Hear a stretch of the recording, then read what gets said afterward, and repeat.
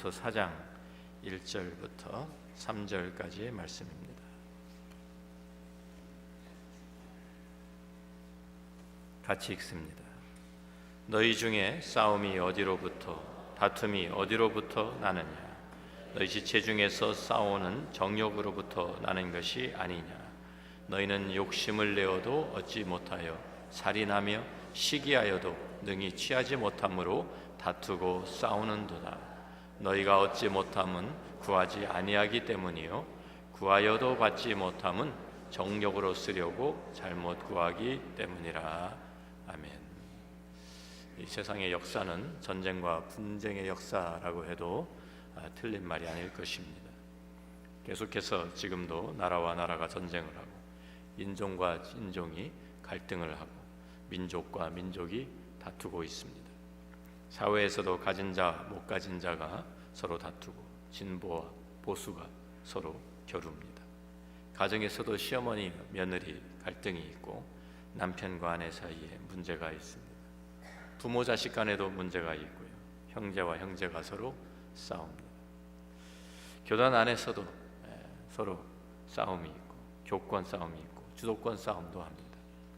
한국 장로교만 해도 너무 분열하고 갈라졌습니다. 원래 하나였던 장로교단이 지금은 100개가 넘는다라는 통계가 있습니다. 그 정도로 많이 싸우고 갈라졌습니다. 동네 꼬마들이 모여서 소꿉장난을 하고 있는데 잠깐 잘 놀고 있더니 갑자기 큰 소리가 나더랍니다. 싸우는 소리가 나서 아빠가 왜 이렇게 싸우는지 나가 보았습니다. 그러니까 아이들이 막 싸우고 있는 소리가 막 크게 싸우고 있어서 애들아 싸우지 말고 사이좋게 놀아야지. 왜 이렇게 싸우니? 하고 타이르니까 그 아이들하고 같이 놀고 있던 딸이 아빠에게 이렇게 말을 했다고 합니다. 아빠, 우리 싸우는 거 아니고요. 지금 교회 놀이하고 있어요. 소꿉장난인데 교회 놀이, 교회 흉내내고 있대. 교회에서 얼마나 싸우는 모습을 많이 봤으면 아이들이 소꿉장난으로 교회 놀이를 싸운다고 하겠습니다. 분쟁과 다툼이 우리의 삶 가운데 끊이질 않습니다. 그런데 그 모든 다툼의 원인이 무엇입니까? 야고보서 4장 1절 말씀을 보니까 너희 중에 싸움이 어디로부터 다툼이 어디로부터 나느냐? 너희 지체 중에서 싸우는 정욕으로부터 나는 것이 아니냐고 가르칩니다. 싸우는 사람들한테 한번 물어보세요. 도대체 왜 싸우고 있습니까? 그러면은 내가 잘못해서 싸웁니다 라는 사람 하나라도 있습니까? 절대로 자기가 잘못 싸우는 것이 아니라 100이면 100사람 다 나는 잘못한 것이 없는데 저 사람 때문에 저 사람이 문제가 있어서 좀 싸우고 있다라고 대답할 것입니다. 사실 이것은 아담과 하와로부터 우리가 배운 그 책임 전까지. 아담과 하와가 범죄한 후에 하나님께서 아담을 찾아오십니다. 너는 왜 내가 먹지 말라 하는 그 열매 먹었는가? 라고 추궁하시니까 당장 뭐라고 대답하죠? 내 잘못이 아니라 하나님께 주신 저 여자가 나한테 주어서 먹었습니다. 여자에게는 너는 왜 먹었니? 뱀이 나를 꼬여서 먹었습니다. 전부 다 자기는 책임을 없고 자기 책임 인정하지 않고 자기 실수는 잘못 인정하지 않고 다른 사람에게 다 떠넘기는 거예요. 이것이 죄의 영향을 받은 우리 자기중심적이고 이기적인 그런 사람들의 특성입니다. 절대로 자기 잘못 인정하지 않고 실수와 책임 인정하지 않습니다. 오래전 이야기지만 어떤 사람이 맥도날드에 가서 커피를 사서 마시다가 너무 뜨거워서 입을 데워버렸습니다. 그리고서 변호사를 사서 소송을 걸었습니다. 그래서 승소했어요. 그래서 엄청난 액수 돈을 받았습니다. 그래서 그때부터 맥도날드 커피 그 컵에 문구가 붙었습니다. 워닝 사인이죠. 너무 뜨거우니까 조심하십시오. 또 소송당할까 봐. 담배 피는 사람들은 자기들이 평생 담배를 피웠는데 나중에 보니까 폐암에 걸렸어요. 또 소송을 겁니다. 이건 내 잘못이 아니라 내가 폐암에 걸린 것은 나에게 이것을 미리 알려주고 이런 위험이 있다는 거 알려주고 예방을 할 수 있도록 해줬어야지. 소송을 걸어서 또 엄청난 액수의 돈을 받아냅니다. 그러니까 담배 회사에서 박스에다가 항상 이 담배를 피면 폐암에 걸릴 수 있으니까 조심하십시오. 워닝 사인이 붙어 있습니다. 광고할 때도 그게 붙게 되어 있어요. 다 자기 책임은 전혀 없고 다른 사람들 때문에 내가 이렇게 되었다. 다른 사람이 잘못해서, 다른 사람이 실수해서, 이게 다 죄성에 빠진 우리 자기 중심적인 사람들의 공통적입니다. 우리가 욕구와 욕심의 차이를 우리가 알아야 합니다. 하나님께서 모든 사람들에게 기본적인 욕구는 다 주셨습니다. 그 자체가 죄가 아닙니다. 하나님께서 우리에게 기쁨과 평안의 욕구를 주셨고 누구든지 평안하게 살고 싶어 합니다. 인정받고 싶은 욕구가 있습니다. 자기 자신을 보호하려고 하는 본능이 있습니다. 하나님께서 우리에게 주신 거예요. 식욕도 하나님께서 우리에게 주신 것이죠. 내가 먹지 않으면 죽으니까, 배고픔을 느끼지 못하면 먹지 않을 것이고 먹지 않으면 죽게 되니까 하나님께서 안전장치로 우리에게 주신 거예요. 그런데 하나님께 주신 그 욕구들 그 자체가 문제가 아닙니다. 그것을 어떻게 충족시키느냐의 그 방법에 문제가 있는 것입니다. 자기 중심적인 사람들은 죄성에 빠져서 이기적인 방법으로, 자기 중심적으로, 자기 방법으로 채웁니다. 자기 욕심대로 채우려고 하니까 그 사람들이 만나면, 그런 사람들이 만나게 되면 어떻게 될까요? 분쟁이 일어나고 싸움이 일어나는 것입니다. 자기의 욕심을 먼저 채우려고 하다 보니까 다른 사람 어떻게 되어도 상관이 없고, 다른 사람은 희생시켜가면서, 다른 사람은 집 밟으면서 내 욕심만 채워지고 나만 만족하면 된다라고 하는 생각하는 것이 바로 문제의 시작입니다. 우리가 세상을 살다 보면 나한테는 없는데 다른 사람이 가지고 있는 것이 있어요. 그걸 가지고 싶은데, 그러니까 힘이 있으면 힘으로 빼앗아 옵니다. 힘이 없으면 몰래 가서 도둑질해 옵니다. 극단적인 방법은 죽여버리는 것입니다. 그 사람을 죽여 없애고 독차지합니다.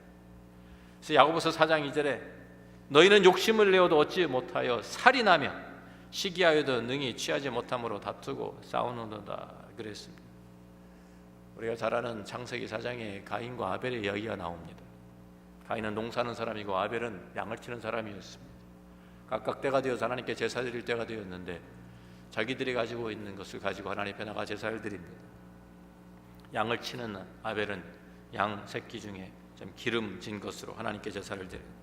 가인은 자기가 농사한 것에서 그냥 곡식 가지고 아무거나 집어서 하나님께 제사를 지냅니다. 그런데 하나님께서 아벨의 제사는 기쁘게 받으셨는데, 아벨과 아벨의 제사는 받으셨는데 가인과 가인의 제물을 거절하셨다라고 성경에 기록되어 있습니다. 그러니까 창세기 4장 5절에 뭐라고 말합니까? 가인의, 한번 창세기 4장 5절 띄워주시고요. 가인과 그의 제물은 받지 아니하신지라 가인이 몹시 분하여 안색이 변하니. 왜 안색이 변했을까요? 너무 화가 나서. 누구한테 화가 났을까요? 먼저 하나님께 화가 났고 자기 제물 안 받으셨다고. 그 다음에는 자기 동생 아벨에게 화가 났습니다. 너무 분노에 휩싸여서 얼굴에 분노가 표현이 됩니다. 하나님께 화풀이 하고 싶은데 하나님은 보이지 않고 화풀이할 방법도 없고, 그러니까 눈에 보이는 아벨에게 자기 모든 분노를 쏟아버립니다. 왜? 동생 아벨만 없었으면 내가 하나님께서 나를 인정해 주셨을 텐데, 자기 잘못이 아니라 동생 잘못, 동생 탓하는 거예요. 자기가 제대로 하나님께 제사를 드렸으면 무엇이 문제였겠습니까? 가장 좋은 것을 하나님께 가서 드렸으면 하나님께서 왜 안 받으셨겠습니까? 그런데 자기가 잘못한 것, 실수한 것, 자기의 죄는 인정하지 않고 도리어 아벨 때문이다. 아벨만 없어지면, 그래서 아벨을 죽인 거예요. 아벨을 죽이고 나니까 하나님께서 물어보시죠. 창세기 4장 9절에 여호와께서 가인에게 이르시되 내 아우 아벨이 어디 있느냐? 뻔뻔하게 대답을 합니다. 내가 알지 못하나이다. 내가 내 아우를 지키는 자입니까? 하나님께 대듭니다. 하나님께서 가인을 찾아오신 것은 하나님께서 기회를 주시기 위해서요. 가인이 자기의 잘못을 인정하고 죄를 자백하고 참 다시 회개하게 하기 위해서 하나님께 기회를 주신 거였는데, 가인은 도리어 하나님께 반항하면서 대들면서 내가 내 아우를 지키는 자입니까? 라고 말합니다. 하나님께서 할 수 없이 그에게 벌을 주시죠.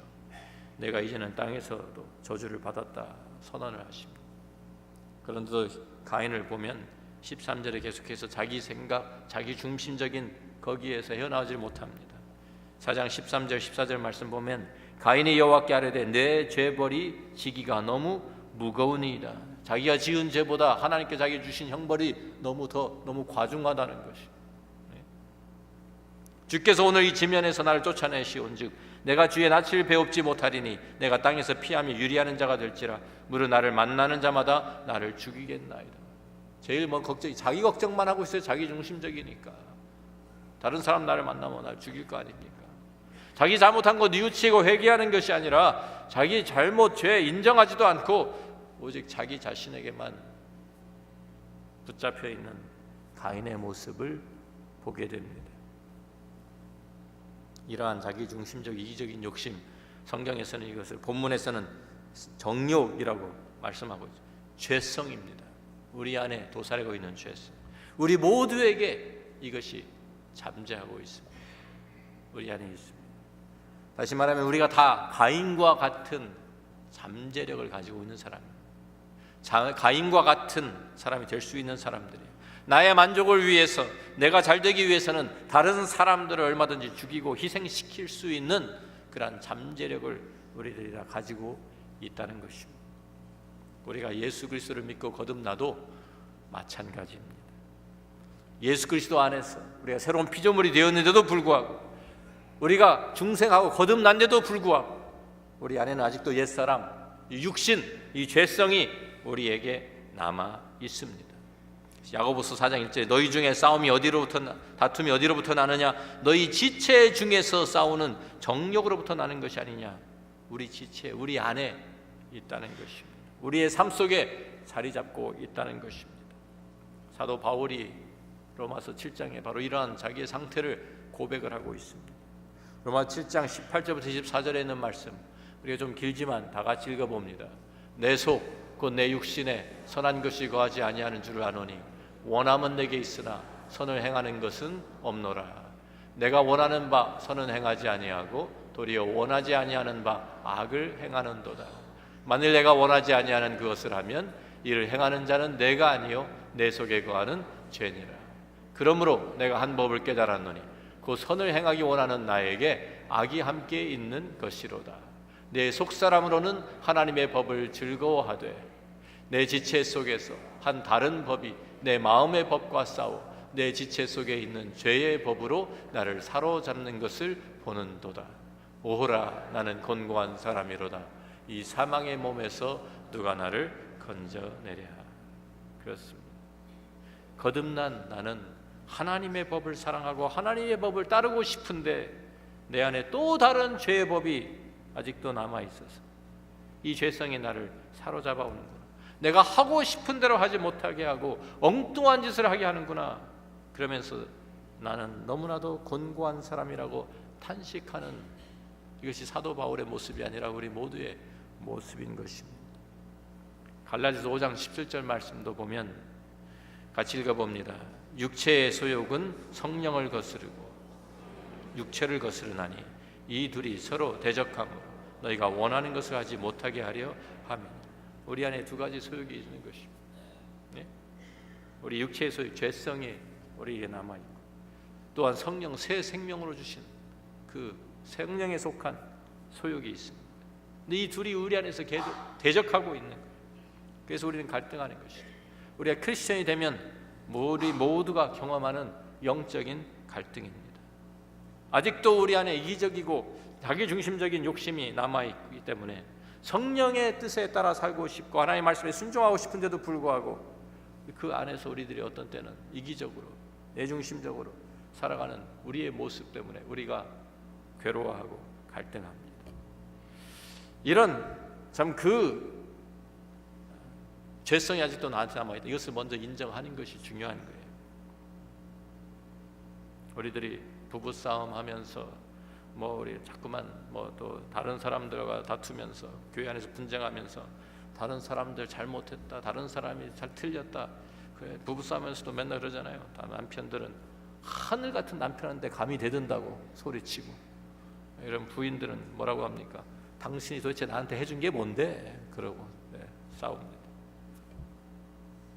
자기 잘못은 없고 다른 사람만 잘못 있는 것이 아니잖아요. 문제가 상대방에만 있다고 하면 절대로 해결될 수가 되지가 않습니다.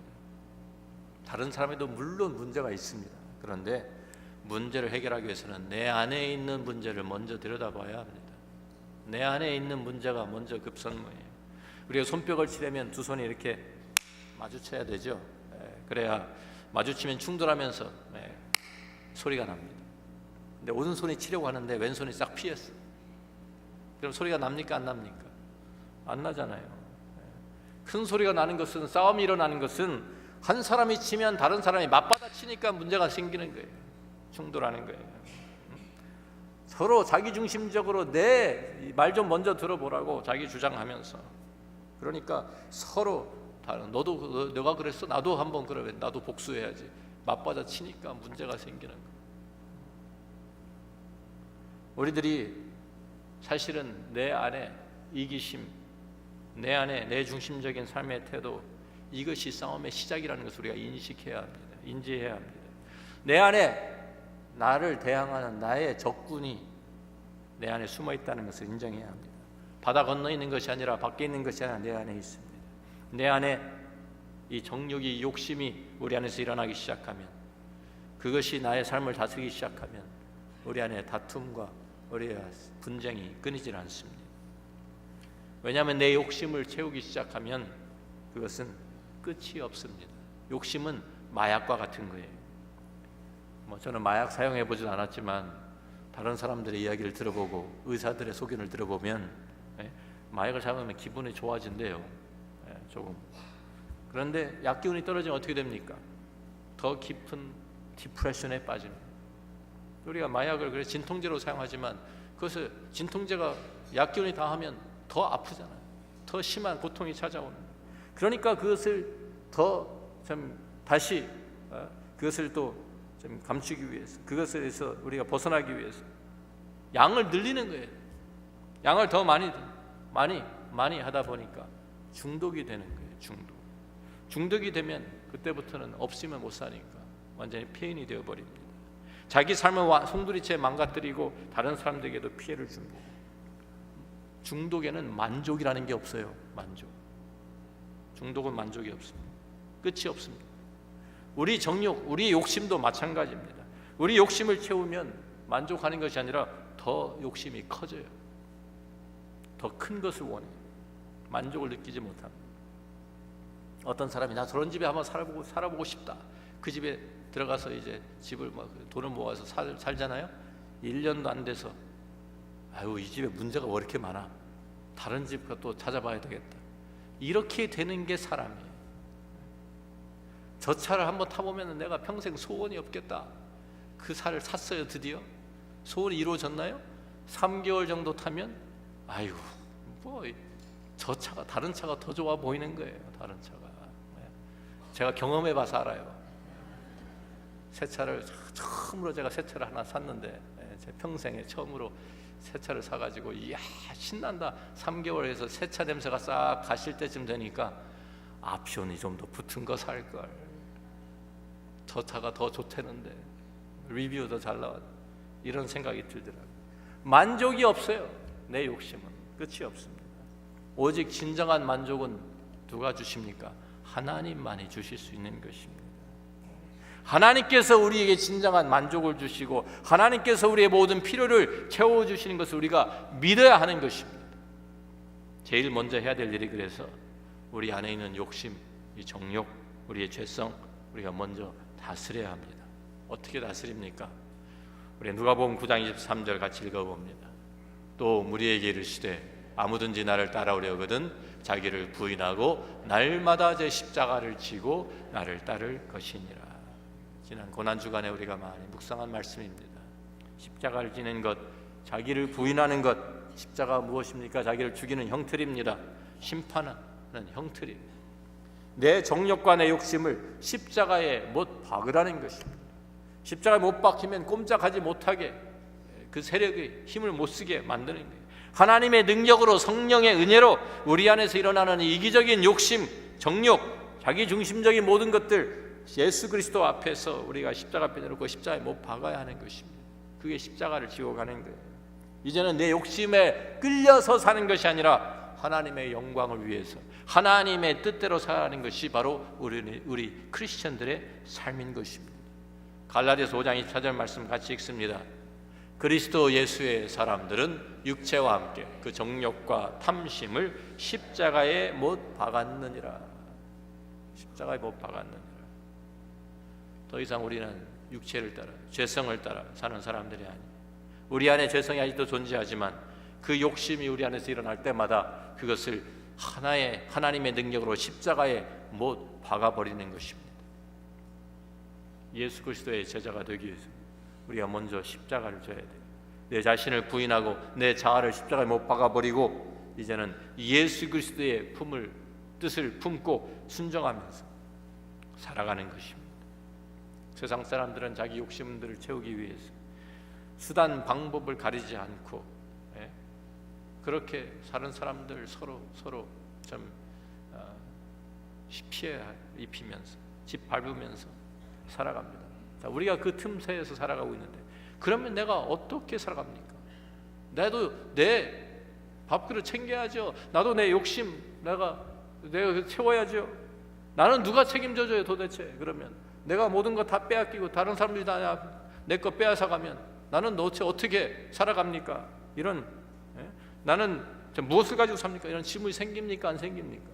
예수님 따라가면 나는 그럼 완전히 빈털터리도 되고 나는 아무도 나를 돌봐주지 않고 그렇습니까?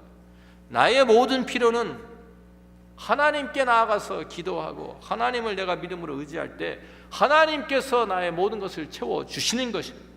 그것을 믿는 거예요. 그걸 믿는 것이 믿음입니다. 그것이 크리스천의 삶입니다. 그래서 2절 마지막에 우리 야고보서 2장 마지막에 너희가 얻지 못함은 구하지 아니하기 때문이라 라고 말씀한 것입니다. 마태복음 7장 7절과 8절 말씀도 우리가 찾아봅니다. 같이 읽습니다. 구하라 그리하면 너희에게 주실 것이요 찾으라 그리하면 찾아낼 것이요 문을 두드리라 그리하면 너희에게 열릴 것이니 구하는 이마다 받을 것이요 찾는 이는 찾아낼 것이요 두드리는 이에게는 열릴 것이니라. 하나님의 은혜의 보좌 앞으로 나아가서 우리의 필요한 것을 다 아뢰고 구할 때 하나님께서 우리의 모든 필요를 채워주십니다. 내가 다투고 다른 사람을 희생시키지 않고 다른 사람과 경쟁하지 않아도 하나님께서 이미 우리의 필요를 다 아시고 우리가 만족할 수 있도록 하나님께서 우리에게 은혜를 부어주신다는 것을 깨달아야 하는 것이죠. 마태복음 7장 9절부터 11절을 계속 읽어보면 같이 읽습니다. 너희 중에 누가 아들이 떡을 달라 하는데 돌을 주며 생선을 달라 하는데 뱀을 줄 사람이 있겠느냐? 너희가 악한 자라도 좋은 것으로 자식에게 줄 알거든 하물며 하늘에 계신 너희 아버지께서 구하는 자에게 좋은 것으로 주시지 않겠느냐? 그렇습니다. 하나님께서는 우리의 좋은 아버지가 되시기 때문에 우리가 자녀들에게 좋은 것으로 우리들이 공급해 주는 것처럼 하나님께서도 하나님의 자녀가 된 우리들의 모든 필요, 우리의 일용할 양식부터 모든 영적인 필요까지 하나님께서 다 채워주시는 것을 믿으시기 바랍니다. 믿음으로 나아가는 것입니다. 하나님 앞에 나가서 믿음으로 기도하는 것입니다. 이것이 하나님의 방법이에요. 우리가 싸우고 다투고 욕심 부리고 내가 얻고 싶은 대로 수단 방법을 가리는 이런 세상적인 방법이 아니라 하나님께서 채우신다. 하나님께서 내 필요를 하나님께서 공급해 주신다. 이걸 믿고 하나님 앞에 나아가서 기도하는 거예요. 하나님께서 약속하셨어요. 그렇게 기도할 때 하나님께 구할 때 하나님께 다 채워주시겠다. 요한복음 16장 23절 24절 말씀도 우리 같이 읽어보겠습니다. 그날에는 너희가 아무것도 내게 묻지 아니하리라. 내가 진실로 진실로 너희에게 이르노니 너희가 무엇이든지 아버지께 구하는 것을 내 이름으로 주시리라. 지금까지는 너희가 내 이름으로 아무것도 구하지 아니하였으나 구하라. 그리하면 받으리니 너희 기쁨이 충만하리라. 만족을 누리는 방법은 우리가 하나님 앞에 나아가서 우리의 모든 필요를 아뢰 때 하나님께서 채우시고 하나님께 은혜를 주시는 것입니다. 우리가 하나님을 나의 아버지로 삼고 우리들이 하나님께서 우리를 사랑하시는 그 사랑 가운데 거할 때 우리가 진정한 만족을 누릴 수 있는 것입니다. 또한 우리들이 자족하는 것을 그 주님 안에서 하나님 안에서 자족하는 것을 배우는 거예요. 빌립보 4장 10절부터 13절 말씀 우리 같이 봅니다. 내가 주 안에서 크게 기뻐함은 너희가 나를 생각하던 것이 이제 다시 싹이 나미니 너희가 또한 이를 위하여 생각은 하였으나 기회가 없었느니라. 내가 궁핍함으로 말하는 것이 아니니라. 어떠한 형편에든지 나는 자족하기를 배웠노니 나는 비천에 처할 줄도 알고 풍부에 처할 줄도 알아. 모든 일 곧 배부름과 배고픔과 풍부와 궁핍에도 처할 줄 아는 일체의 비결을 배웠노라. 내게 능력 주신 자 안에서 내가 모든 것을 할 수 있느니라. 아멘. 그렇습니다. 진정한 우리의 삶의 만족은 하나님께서 우리를 채우실 때 일어납니다. 내가 스스로 욕심을 채우려고 하다 보면 도리어 걱정과 근심과 모든 인간 관계가 깨어지고 파멸에 이르게 됩니다.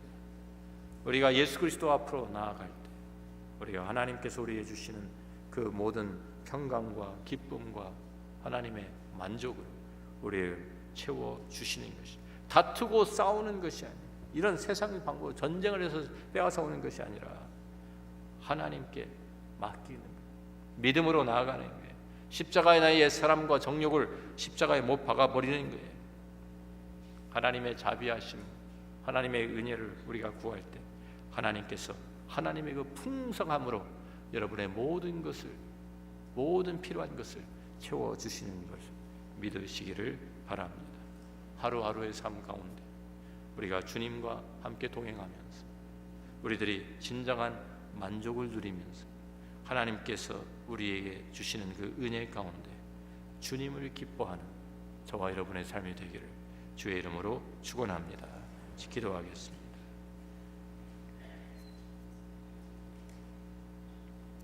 우리 안에 왜 다툼이 있습니까? 왜 우리들이 분쟁합니까? 가장 다른 사람들에게도 문제가 있지만 가장 중요한 문제는 바로 내 안에 있는 죄성입니다. 나의 이기적인 생각입니다. 내 중심적인 사고입니다. 그것을 내가 버리지 않을 때, 그것을 내가 십자가에 못 박지 않으면 절대로 나의 삶 속에 분쟁이, 다툼이 끊이질 않습니다. 내 안에 일어나는 이 모든 욕심들을 내가 세상적인 방법으로 채우려고 하고 다른 사람들은 어떻게 되든지 나만 만족하면 된다. 거기에는 절대로 만족이 없습니다. 욕심에는 끝이 없습니다. 마약과 같은 중독입니다. 그 나의 옛사람은 십자가에 못 박고 성령께서 인도하시는 가운데 내 자신을 온전히 하나님께 맡기는 믿음으로 나아갈 때, 하나님께 나아가서 기도할 때 하나님께서 우리의 모든 필요한 것 다 채워주시겠다고, 하나님께서 우리를 책임져 주시겠다고 약속해 주셨습니다. 우리가 이 제자의 삶은, 크리스천의 삶은 바로 이 믿음으로 약속을 붙들고 나아가는 것입니다.